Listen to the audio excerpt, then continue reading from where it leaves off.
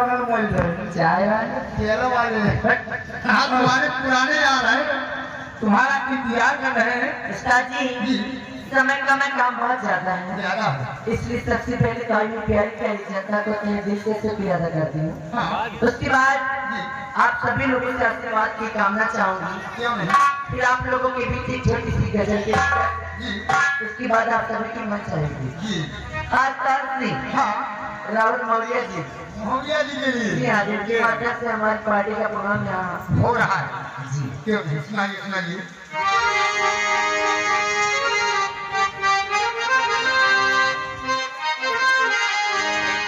और हम मोहब्बत किसकी